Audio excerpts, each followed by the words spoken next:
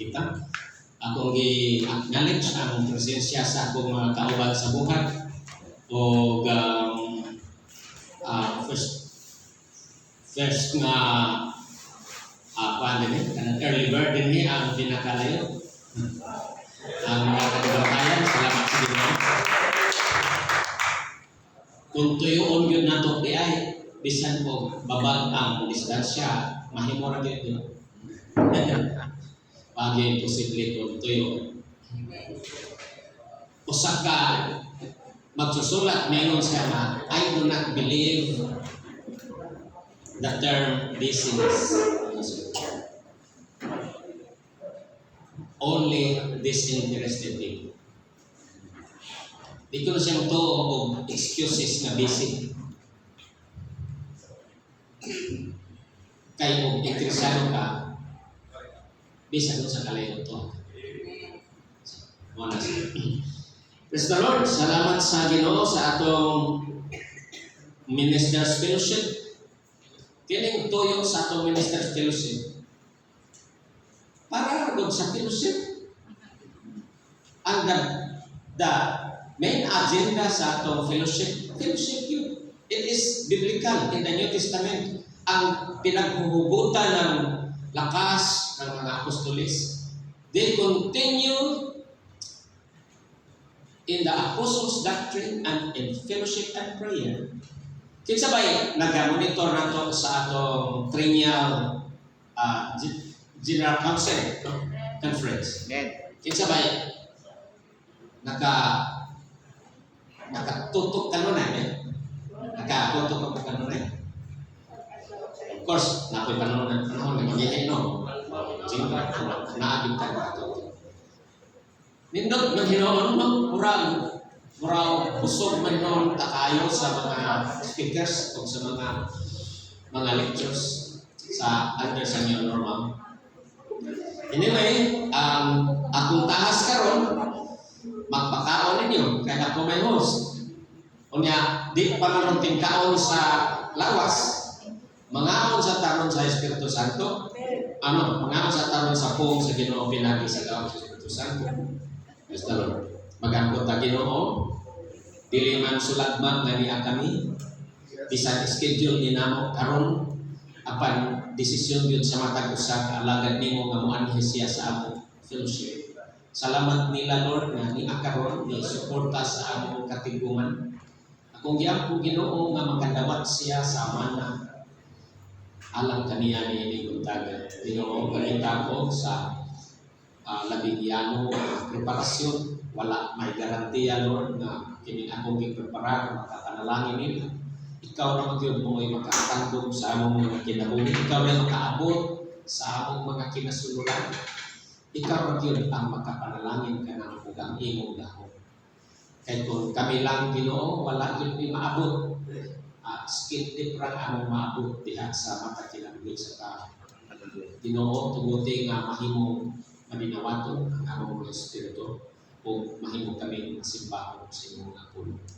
Dili na Ginoo, pinagi sa gahom sa Espiritu Santo siya ang among great professor, tuguti nga mo hunog o mo daligdig din sa sulod namo ang mga kinahanglan namo nga paglingkod sa pag-atubang niining among pandemic ng crisis sa ngalan ni Jesus. Amen. Praise God. Ang akong teksto makita din sa Galatians chapter 6 verse 9, and let us not get tired of doing what is right. Amen. For after a while we will reap a harvest of blessing if naka-qualify siya. The blessings that we need is di-qualify siya if we don't get discouraged and give up matulpas sa the Living Bible. So, kadawat yung taong salita magkaluya. Pero kung magka-discourage ka o nang mag-give up ka, matay madawat. So, di ko nung magkakapoy sa pagbuhat o unsay gusto. Kaya human ko sa makaliyo, dinhi ang dilema kay what about how long is a while? So, Ginoo. You know, Ang atong topic, when you feel giving up. Nakasinati na ba mo yun sa inyong life na murag ni kunat mo mundang sa ako. It's too much, Lord. It's too much to me to bear this with your Lord. Sakto na, higo na. Ako, murag mga katulog ka, duha ko mo sulay o resign sa Ginoo. Pero ni akong gihapon ko, wag man niya dawata akong resignation. So, nagana to, it's always easier to start something than to finish it. College courses, construction projects, and even fitness goals. Kinsa may na-goal ninyo nga mag-exercise kay gain ang iyong toyo or lose. Pero wag yung tayo igok nga resistensya nga mulahutay ka sa program bisan 3 months program ra. Hisaot man Ginoo dako imong timbang in this lose ang imong purpose. Just like in marathon, as time goes on, it becomes harder to cross the finish line because of setbacks that often leave us feeling defeated. Did you know that setbacks are actually part of the character building process designed by God? Sometimes we feel it is a setback, but in reality, it is a sit-up. Atod pa ni Requan. How do we keep holding on when we feel like giving up? Sa una to, sa paglibasog na makapadayon ta kung ang atong feeling mo muundang ka. How do we find the strength to persevere or to go on? Asa ta magkuhang kusog nga mo das ta sa unahan ug mulahotay ta sa laing mga niliyahe sa atong tan. Did you ever feel like giving up? Ever feel like quitting? Ever feel like your situation is so hopeless that the only thing you can possibly do is leave and become the person that is just walk away, head out the door and never come back? Mahala ni, mahuha ni, sa hope niya. Usahay na ay mga pastor na muhagin ni ako sa tinuod lang, basig mag-unaw mo. Liko na dito kayo, pero naay panahon nga maluyita. Ambot ko, maubasa na ko. Ako, kiningap waling dibasi ni sa akong kasinatian. O nagtuo ko nga, kung mas kasinatin ko, dili ko layo na masinatin ko. So, those negative feelings threaten all levels of commitment. Kanang klase sa feeling, hulga gyud na sa kanang klase sa commitment, marital commitment, kanang version sa Tagalog bitaw nga, pagod na ako, babes, pagod na ako, hindi ko na kaya. Wakasan na natin to. Lagi na lang ganito, ayaw ko na. Di ba? Friendship, business, career, and even ministry. So, discouragement is one of the most destructive and lethal weapons of our enemy. It steals our passion, paralyzes our goal, and leaves its victim impaired, unfruitful, whose heart devoid of fire but a dying ember. Kining pagkaluya mo usa sa mga ngilad nga makadabot nga hinagiban sa atong kaaway. Kay mukawat ni sa atong gana, sa atong mga tinguha nga magpagamit, mo paralisar ni sa atong mga pangandoy ug pagkalabuton og kita mahimong nga biktima ini mahimong inutel og dili mabungahon nga adunay kasing-kasing nga hawang na ug ang nabilin mao na lamang ang usa ka himalatyon nga baga. Himalatyon, dying ember. Himalatyon, kita ka agipo nga gamay na lang yun na bilin baga imong yung kuipong ayaw aron nga wala na rabay kuspuro layo silingan pagkakaita kaya na gano'n na naay panahon nga gamay na lang yung baga na hibilin mo lugos ka emosyonal na. It is quite alarming when we as pastors are called to take care of others, but in reality we are the ones to be taken care of.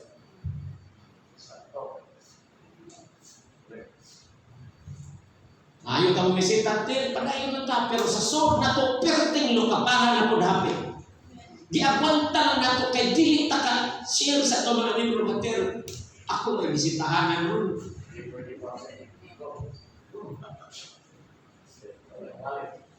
Perting akong ipa, we try to project an image of a strong, victorious man in the pulpit. But in reality, inig-ulit mo sa personal nang huy-huy imong abangan kay gaatubang ka mo sa kagubat na buhat. In this message today, let me venture to discuss some biblical principles in order to address this matter. Gamay ra may kayo. Ayaw mo mag-expect kung dako. Gamay ra kayo.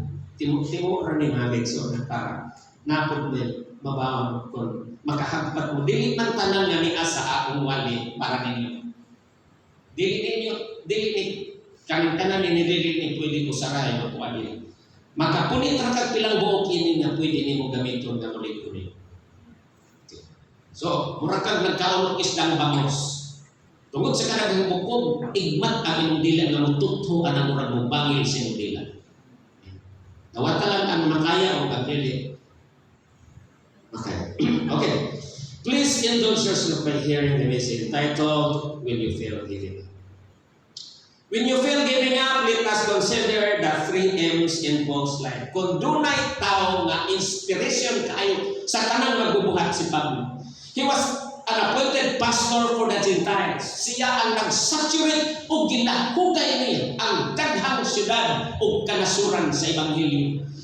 Kaya ang tawag niya, bangon, Pablo, kay gitawag ta ka aron mo antos sa daghang alantoson tungod na. O sa tumoy sa pahina sa kasaysayan ni Pablo, minyo siya na, I have fought the good fight. I have finished the course. I have kept the faith. Pagka madaogon sa tupad, dapat lang authority siya. Kung dunay life na atong kuhaan ng example, disabang gagikan ang kadasig ni Pablo, di siya manghugot ba o resistensya na kabaw ng tasa mga giagian sa sufferings ni Pablo. Pero nga sa tumoy sa iyang kinabuhi, pertinan ka madali. So, naitulo ka M's. Why labot ang masyon na M's? Pwede po nagmasyon og soto man ang asawa. In Paul's life. The first M is ang iyang motivation. It must be clear and right. Kita mga pastor, tanang tao sa kalibutan, nag-move kita pinaging motivation. Mga OFW, nag-anto na, grabe, di-maltreated, di-pang-plan sa ang likod, di-pang tindakan, di-pang pasakitan, gaagwanta sila tungod kaya motivation nila, mahawa sa kalisod ang pamilya. Motivation is a very vital in every life. My definition of motivation is this.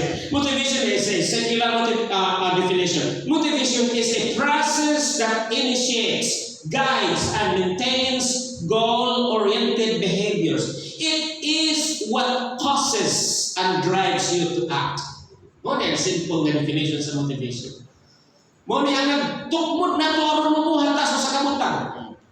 Importante sa ayo sa ministry na to ang motivation. Kung sabi motivation nimo, para ra ba ma-share mo imong skills, para ra ba ka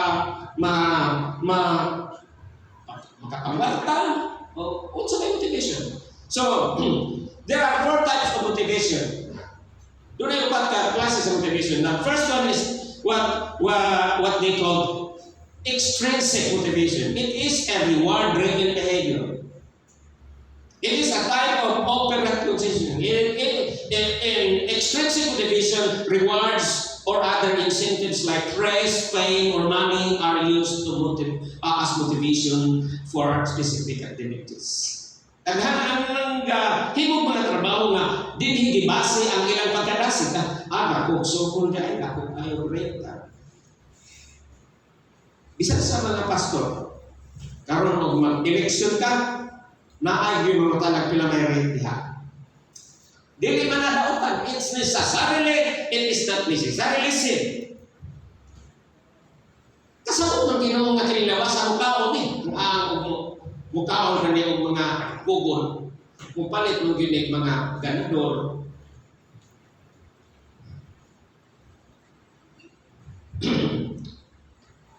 Reward ba ang nagbase sa imong kay kung reward kung fame or kung kwarta makigsunan dili tanan sa ministry na kwarta sa among panahon. So kung rabid may og duha ka sinina pangandoy na mo pagpastor, duha ra ka sinina, duha ka karsunes og sapatos og bugas, wa ko manandoy sudan bugas na kay kamo mong kumungitag sudan, kamao ko mananong, kamao ko managat, kamao ko tanan. Inana na kasimpol. Karon pag di na kayo basta-basta karon mo sultat email. Dapat abangon sa bayad 10,000. Mo na nang tigumanan, mo na nang sibahan mo personals. Kunya sakyan na di lalim mo kayo na. Number 2 is intrinsic motivation, an internal drive for success or sense of purpose. It is a motivation from an internalized pursuing voice, a sense of obligation. Saan? Mao ni ang gibasehan nato nga di ko mahikatulog. Naakit practice Holy Spirit nga pastorong dito, ang damog dito sa akong trabaho kay pasalmuton ko ini arena sa pagpamasok. Uban may pastor, di na yung mga bata decide dito. And the third, di ka mag-ugay kataas na 60 slides. Identify motivation. Identify motivation is where a person knows that something needs doing but has not yet decided to do anything. Ini identify ka ng kabaw ka na ay challenge pero wala pa kami decide sa imo. Karon ang atong national leadership nag-challenge bill nga mag-start og house churches. Sa ito, Operation Home Base. Operation Home Base. Kapag kumbinsin nyo ka maayo, pero wag pa tayo kasagot. Wag pa tayo malanag, ano sa tayo muna sa identify motivation. Ano yung tulo, ito pa, itawag na kung motivational, missional motivation. Missional motivation, yung mga definition. Missional definition of missional motivation. Missional motivation is a ministry burden believer who is willing to carry the task given to him according to his verified calling. Ako gibutangan yun o verified calling na tinaw yun ni mga Ginoo'y nagtawag. Dili kay daman-daman na, ginatamata ka na o sa mga feeling of kuanin mo.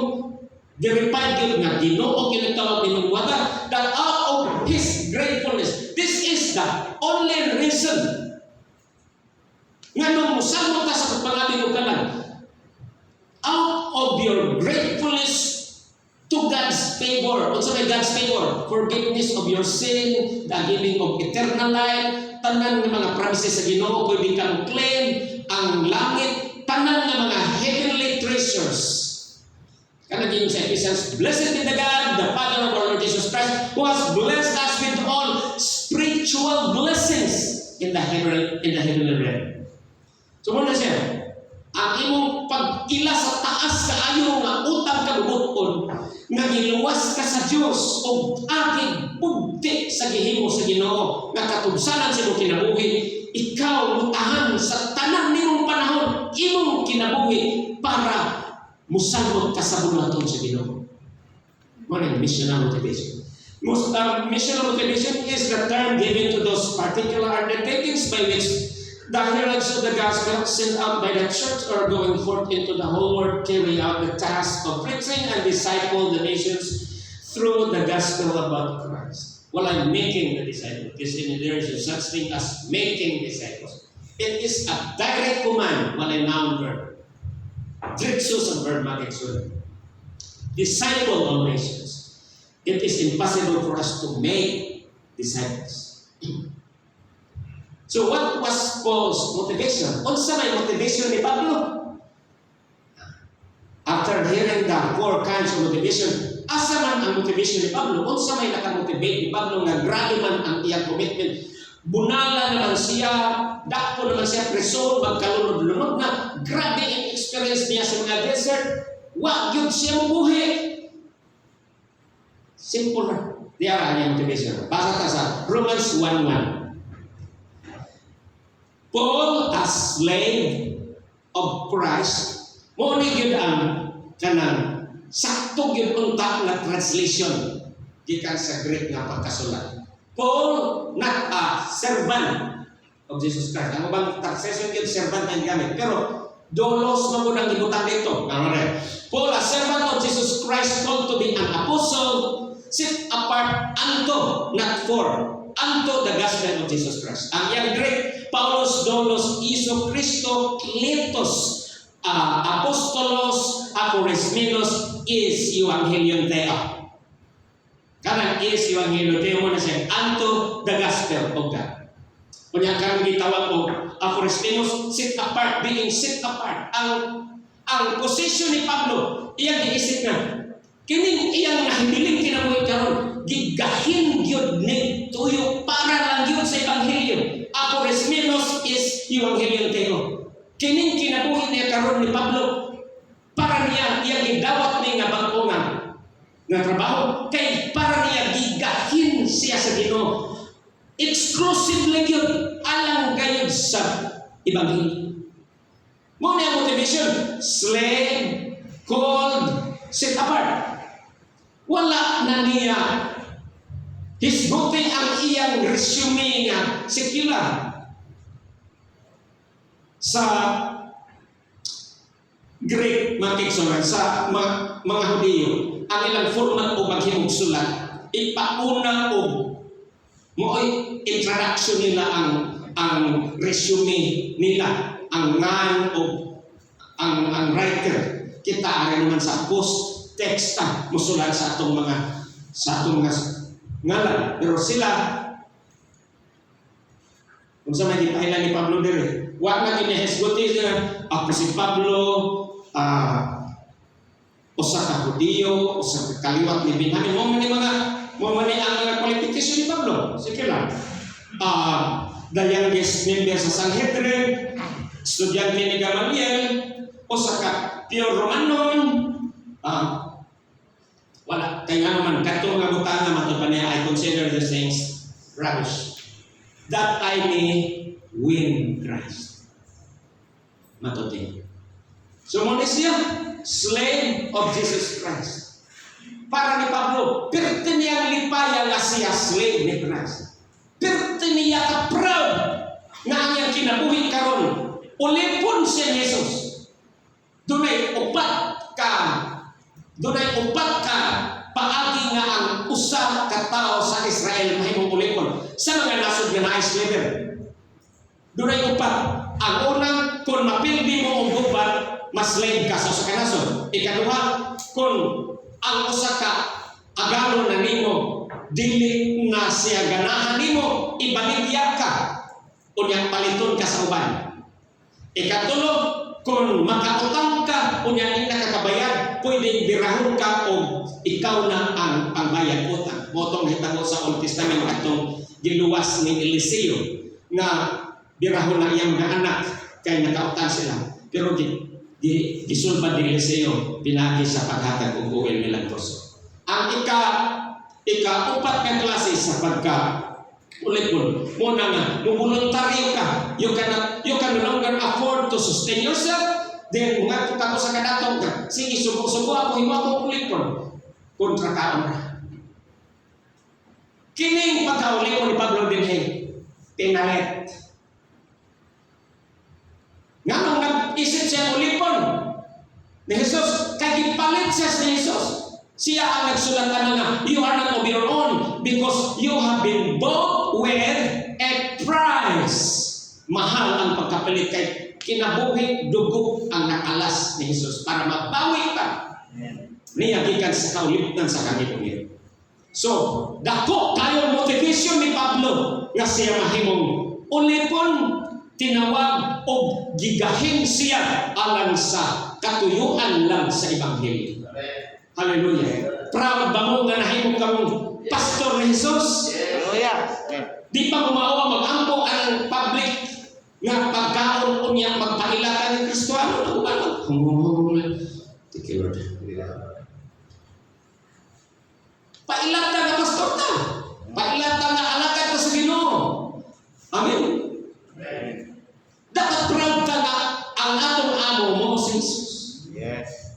Sa una sa among panahon, proud kayo ni magbinuang. Proud kayo ni nga madunggan sa mga tao nga kami to'y nihimo og pangawat. Kami to'y nangawat og baboy, kami to'y nanguot sa pugaran. Karon mas proud ka nga nahimutang alagad sa Ginoo. Amen. Hallelujah. Slave of Jesus Christ, called to be an apostle, it is a high calling according to Philippians 3:14, holy calling according to 1 Peter 1:15, and a costly calling according to Philippians 3. Set apart unto the gospel, for if I preach the gospel, I have no reason for boasting, because I am compelled to do this. Woe to me if I do not preach the gospel. So, our common motivation, kita karon ang atong common motivation calling.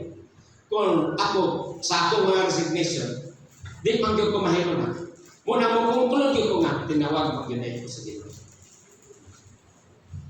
Bisa kung saon akong kamo mo, sa kung saon akong kadagma, inigbangon ako, maguna-una gyud ko sa calling sa Ginoo.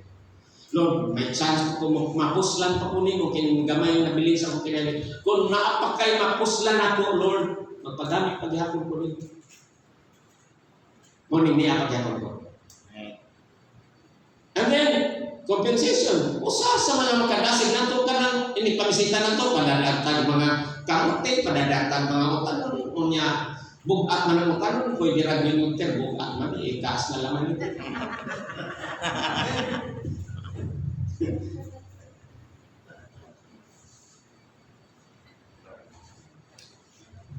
Kaya compensation does not necessarily liquid. It doesn't necessarily liquid. Pwede ning mga manok Bisaya, pwede ning mga linoto na daan, pastor, daghan ni diretso na dito magdamas to. In fact, usa na yung makadasig na to. Katulong kini mga farmers, kada manimba na to, kani mga manimba sa simbahan kini kana na to sa ilang mga lingkuran kay na kitang pastor makatimaan ang itong mga lingkuran na anda na mga membro. Tinitanaw ganin nato wala siya kurang kana na to sayang maging naghuna-huna tanga. Sayang ang mensahe nga hindi ko siya kanito. So, inigabot pagkakita na to na salamat ni Asin. Magipay na ta. Mag-motivate na ta nga naay maminaw nato. Amen. Number 2 na. Number 2M is what I call mobilization. Ang main idea is preparedness. For I long to see you fellowship, that I may impart unto you some spiritual gift, to the end you may be established. I long to see you. Everybody say that? I long to see you. Ano yung Pablo? Mobilization. Gusto si Pablo fellowship? Everybody say fellowship. Fellowship. Dugay nato na ministers fellowship. Ministers fellowship. Hallelujah. Ako na. Now, that is that I may be comforted together comforted with you by the mutual faith, both of you and me, both of you and me. Okay, let me expound this. These verses, infuse the idea of, number 1, collegial spirit.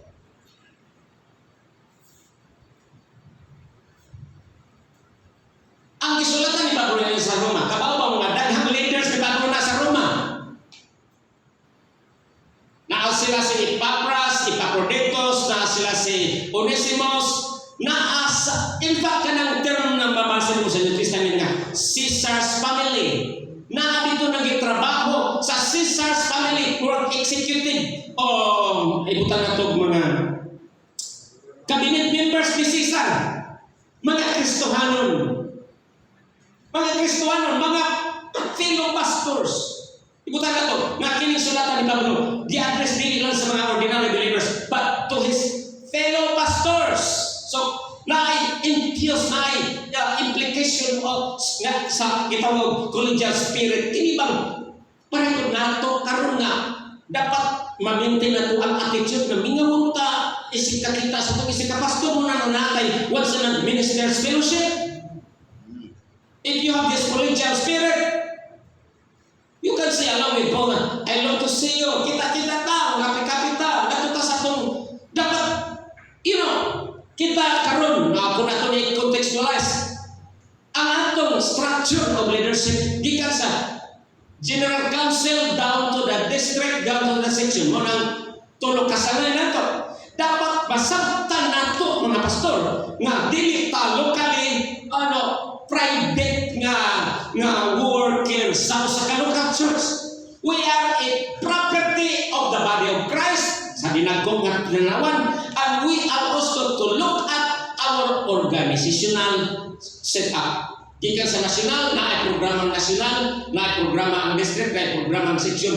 Puro na nato sabton. Kaya ingon ni ana ang relasyon nato, ingon nga na ilang pag-usa ka organisasyon. So, just let this collegial spirit nga manifest nimo.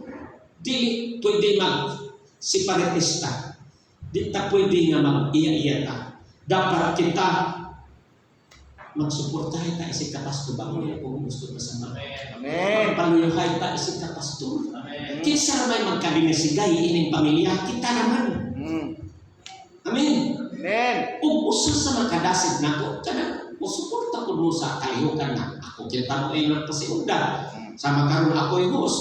Mag-expect yung kung at least 99% sa inyong suporta. Gawas na lang kung masakit nga reasonable reason. Sama ni Brigol, mga Brigoli nga na ay nakubig nila sa ilang kuan. Dapat sila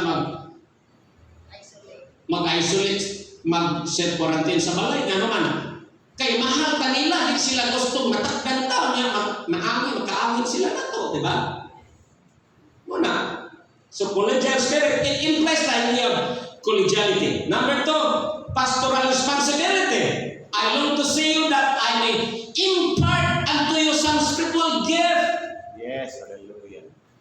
Pastoral responsibility. Na ay infused idea ni Pastor Paul ini nga doon na tayo kaakuhan sa atong fellowship about pastoral responsibility. Number 3 is reciprocal commitment. Kanang gingon niya that I may be comforted together by our mutual faith.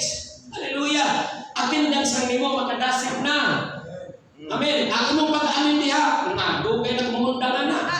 Hallelujah. Oh. Pero di naman magtingaw ka. Kung ginagawa diri wa na ko. Reciprocal meaning mutuality. Di nasigay tayo ini kami nasigay. Amen. Sa mo tagbupak-pak mo na.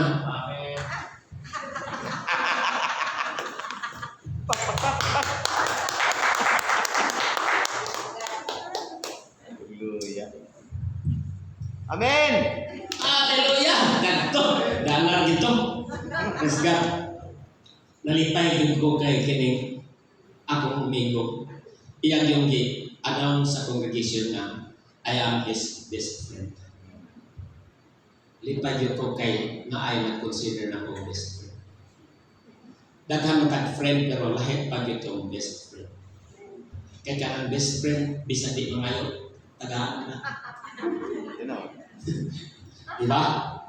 Okay, so I want to see you. I hope we maintain this kind of spirit. Impart na to yung spirit mo na ang purpose na to. Magkakadasigay ta, magka-impart ta sa mga testimony, makashare mo sa inyong mga problems, makashare po kung mga solutions. Nagil ang kwan, mga interactions. Spiritual gift, established, comforted together by our mutual faith. Mo na yung mga butang na nagdagan sa otok sa usa ka pastor kasi Pablo. So, mobilization, ang pagsangka, ang pag-andam sa atong fellowship, na alihay pagsangka o pag-andam. Andam na. Ang atong antidote sa high blood.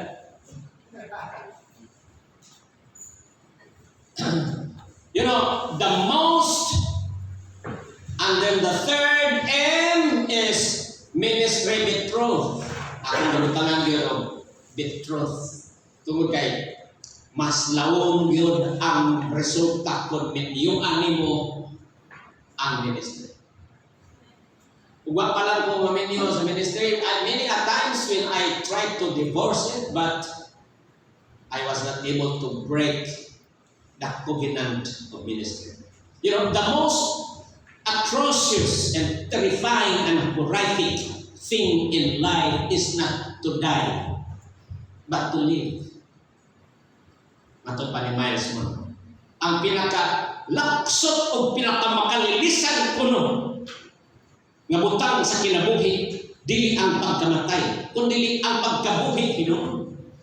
Ngano man to live a life without making the most of it. Kanang mamatay na lamang kagawa kakahibaw nganong niya ka ni kalibutan na.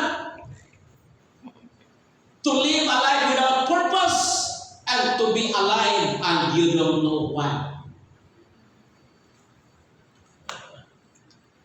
So, matud pa sa number ikatulong. What was the first one? And it is motivation, second is mobilization, and the third ministry. Pakaslan na ito ang ministry. Ang hinata mabuhay o mamatay. Amen. Mga upaw man ta, o kaupawon ka, huwag kaso, basta kayo mauna ni. Okay. Now, matur pa din sa Leviticus. If you are called to testify about something you have seen or that you know about it, it is sinful to refuse to testify. And you will be punished for your sin. During the Old Testament, it is a crime not to testify about the things you know. Pag-abot sa New Testament, si Pablo mingon, For though I preach the gospel, I have nothing to glory of.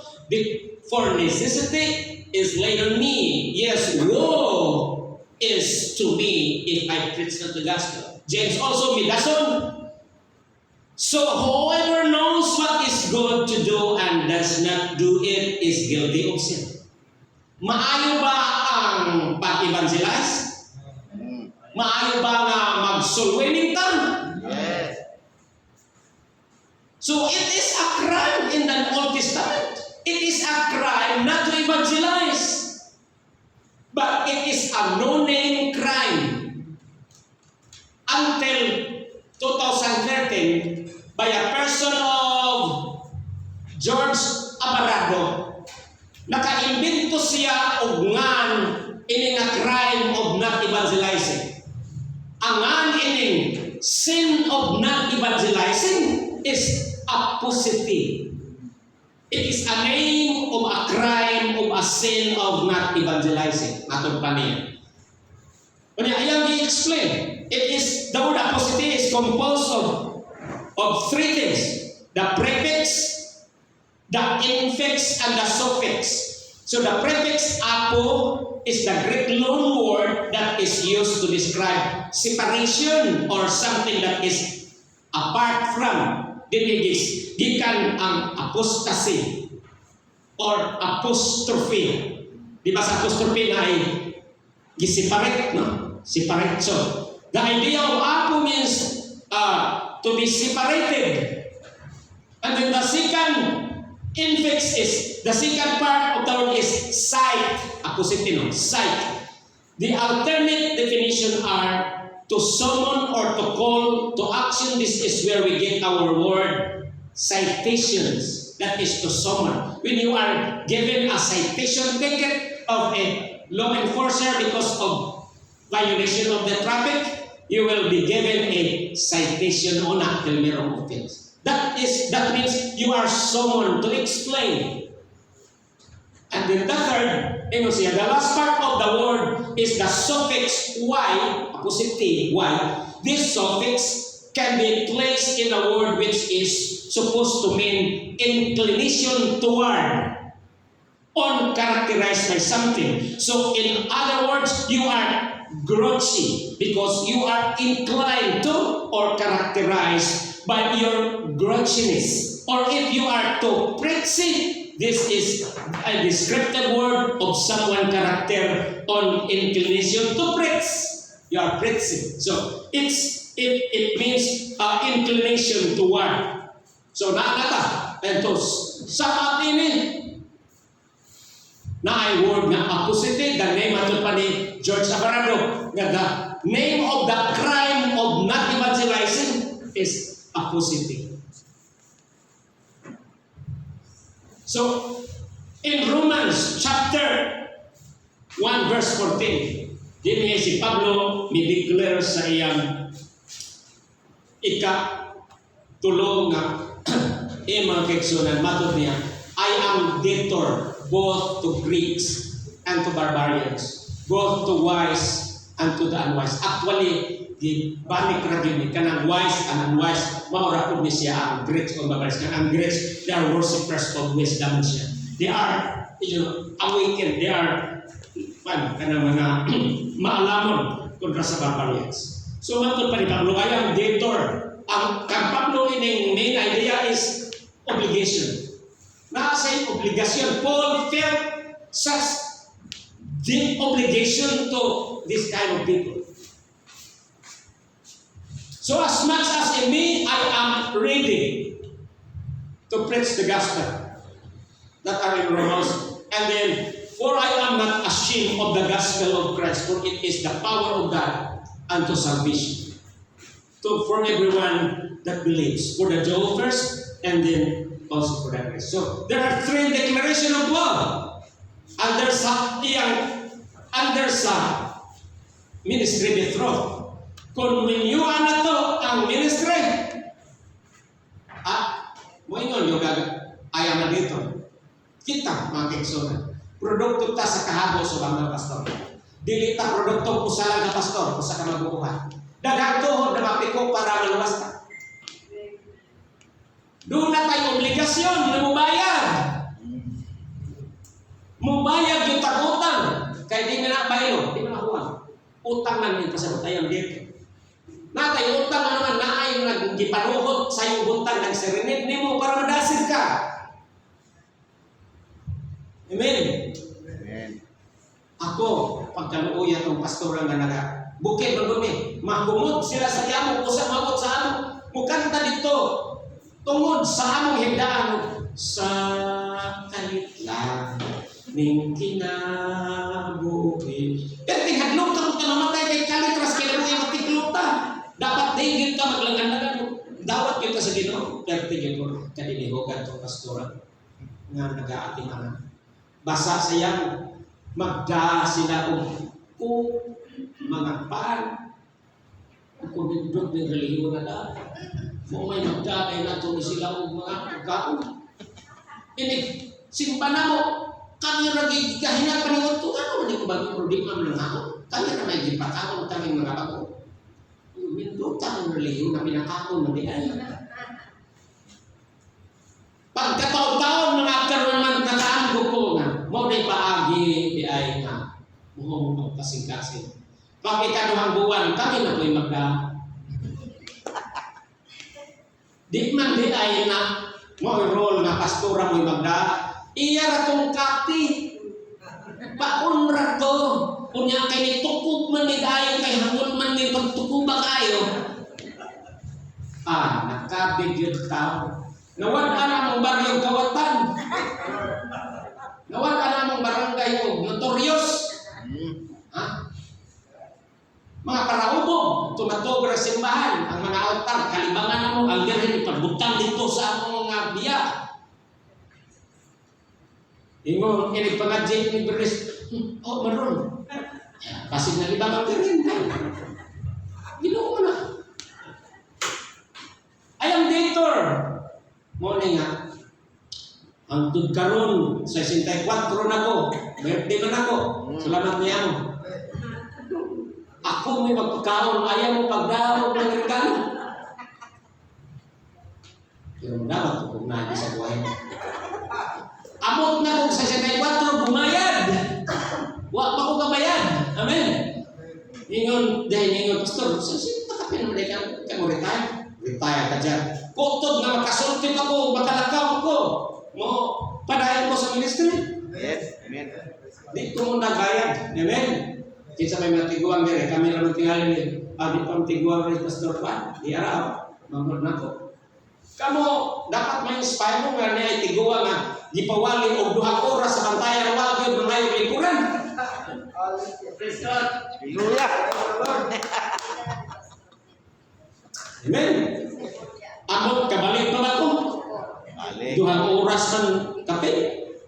I am ready and I am not ashamed. Yes. Amen. Paul had so much reason to be discouraged. And Bernard, let us look at his circumstances. Kung doon kay una-unta na manuya o talikod sa personage, siya na tungod kay labaw kay kang bisan kinsang pastor, si Pablo nakaaging. Labihan kayong mga kasakitan. Basahon na to ang pipila sa iyang mga description. 2 Corinthians 11:23 to 28. I have worked much harder, been in prison more frequently, been flogged more severely, and been exposed to death again and again. 5 times I received from the Jews 40 lashes minus 1. Sa panahon niya, naananay minus 1. Liso na yung minus 1 ni kanta. Diba? O di ka na, ito musician, magkumpas na yan. Actually, di usap ko sa King James pag-istorya. Nang wala naman dito. 39 lashes. Ano pa mong yung 14 niya? Pakuhaan pa usa. 3 times I was beaten with rods. Once I was stoned. 3 times I was shipwrecked. I spent a night and a day in the open sea. Pasipiko. I have been constantly on the move. Sige lang siya balimbagin. I have been in danger from rivers, in danger from bandits, in danger from my own countrymen. Wah, iyang mga isip. Kabrok ramiya. In danger from Gentiles, in danger in the city, in danger in the country, in danger at sea, and in danger from false brothers na magpaitsong ibsoon pero may luli ng bayan. I have labored and toiled and have often gone without sleep. I have known hunger and thirst, yet they will say, but my God shall supply all my needs. And have often gone without food. Kaya na na to. I have been cold and naked beside everything else. I face daily the pressure of my concern for all the churches. Pagkakiligan ni kasing-kasing sa pastor. Wako, bisa pa tuloy rasa ko kung layo, rako kaayaw niya mo, iyon tagdi na ko. Resign na tamo, nood na tagayon. Wala to tabangi sa district sa itong hangyo. Atong expectation ng pain. Discourage na tagayon. Wa ko yung authority ma-discourage magbasa ko ini.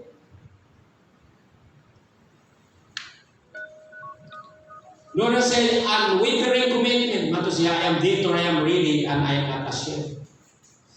You know, Jesus identified himself with those in the ministry. Si Jesus, ni-identify siya ito, galingan na itong naging sa ministry. Ingon siya, I tell you the truth, when you did it to one of these less, the less of this, my brothers and sisters, you were doing it to me. Nga nung mahadlok man tamamuhan. Nga ang bisan unsay buhaton sa mga tao, nga rin nato, gibuhatan nila sa Ginoo. Kung naghatag sila nato, daw sama na naghatag sila sa Ginoo. Amen. Ingon ni Ana ang pag-unong ni Jesus na minato na nagapagamit niya. Jesus acknowledged our hardship and labor for Him. Wag yun, tingway, gikalista tanan ako mga paningkamot para sa Ginoo. Hallelujah. Ingon siya, I know your works. Know your work? He knew. As well as your labor and steadfast endurance, and that you cannot tolerate evil. You have even put to test those who refer to themselves as apostles but are not. Grabe ang ilang discernment. Grabe ang ilang doktrina. Makadiscern sila. Siwi na yung doktrina. And have discovered that they are false. I am also aware that you have persisted, steadfastly endured much for the sake of my name and have not grown weary. Kita ang Ginoo sa itong karabas. Amen. One of the comforting element of this passage is that God, no one can escape from the notice of God every whereabouts now. The promise for those in the ministry, happy na kumahan. 5 minutes na lang. Peter said, "We've left our homes to follow you." Ningil si Pablo, si Pedro, grabe si Pedro kay isog-isog ko na. Yes, Jesus replied. And I assure you, musalig batapon si Jesus musultin. Amen. And I assure you that everyone, apel bata? Apel ta kanan Hebrayon. Tungod na ng Hebrayon.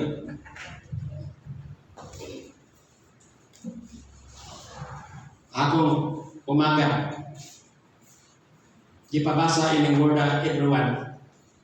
Mga 3 minutes siyang winoktok pag litok niya, Hebrayon. Everyone who has given up house or wife or brothers or parents. Example ra ni dili ni pattern. Dili ni pwedeng atong una-una ni karon ni ulit na ako. I-give up na ko ang bay. I-give up na ko ako asawa magsoon. Give up na ko akong kinan. Example ra ni.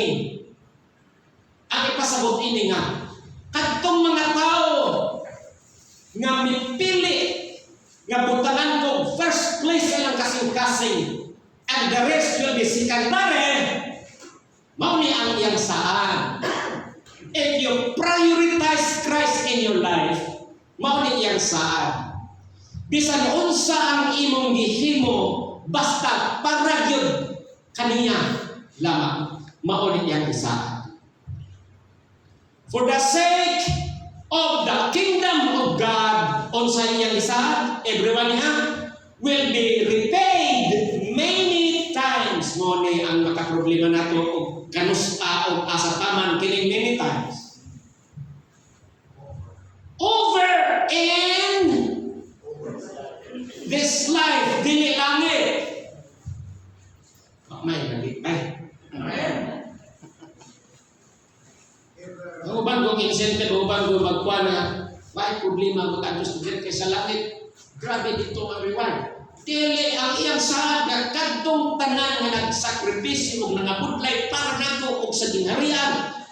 Pilo-piloon ang akong ibayad. They will be repaid many times over in this life. Praise God. Amen. Pwede ba tumutuo, anak? Amen. Tuuhan nila to. Amen. Amen.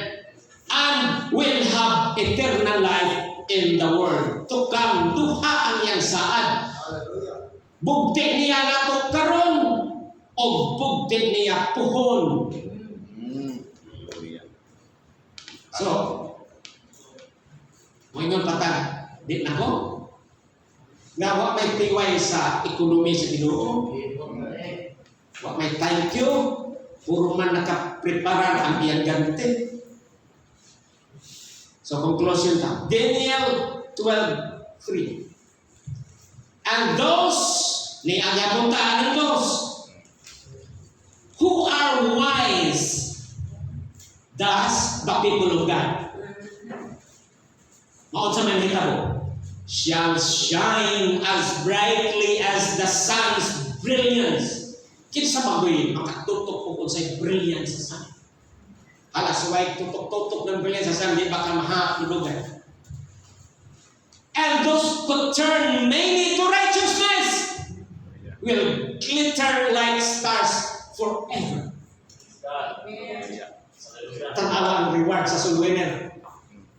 Sige na, magsugod na tag house church, magsugod na tag home base, magsugod na tag pangalig sa kuan. Buto na dito ang soul winning sa kuan. Sa north. Leaders lang nila sa youth, 200 kapin, di na maligo sa church. Why? Labot na sa consequence. Mga members. Grabe ang conversion nila tungkol sa ilang discipleship program. Dili, tamasina. Wa nato ng kasina. Magpasalamat ta sa Diyos kay dito ng lihok ang Espiritu Santo. Amen. Dili man na kasinahan kay kaya na ito handolon na kahit nag-grow.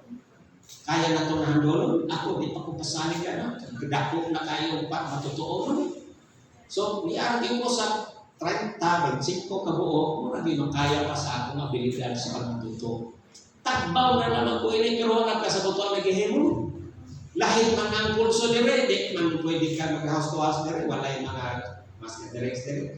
Sekretor ang imbitan, sekretor ang kapitapin ka dire. Nga, invitation na yun. Amid siya, timid siya. Unsay nahitabo na to? Shall shine as brightly as the sun. Dito sa langit ang atong korona naagi crown for holiness. Nagi bato dito na mag-signify na kining tawhana. Grabe katapngat sir mga abi. Usa ka bato dito. Kining tawhana. Gipunggutan ni Leong tuod sa nga Jesus. The crown of life. Usa ka bato niya.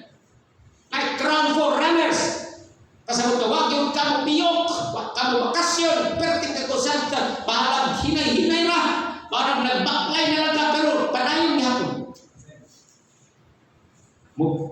Dan agaw musidla kasama sa kasidla sa adlaw, ug kadtong nagabalhin o mga kinabuhi ngadto sa pagkamatao, musidla pug siya sa mga paggilaw na sama sa kabituonan. This is speaking of glory and honor nga madawat nimo dito sa langit.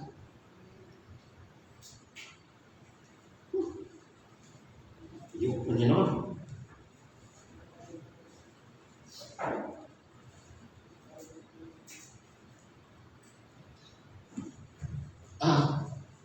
Saan ko? Akbas naman eh.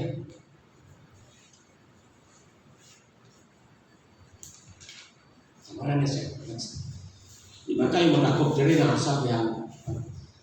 So, in 2 Corinthians, instead in every way we demonstrate that we are God's servant by tremendous endurance in the midst of difficulties, hardship, and calamities, in beatings, imprisonment, and riots, in hard work, sleepless nights, and hunger, through honor and dishonor, through ill repute and good repute, perceived as deceiver and yet not true. Grabe mga akusasyon. As unknown yet well known, as dying and yet, as you say, very much alive, as punished and yet not killed, as sorrowful and yet always rejoicing, as poor and yet enriching many, as having nothing and yet possessing everything, because the foundation of ministry is character. The nature of ministry is service. The motive of ministry is love. The measure of ministry is sacrifice. With soul. Ay mga panahon ko, ita sa pagkawalan ng bursa, ita magpintak paripan. Because the measure of ministry is sacrifice. Kaya na to ihatag ang katapusang hungit nga para na ato para sa ministry. This is the mission of ministry.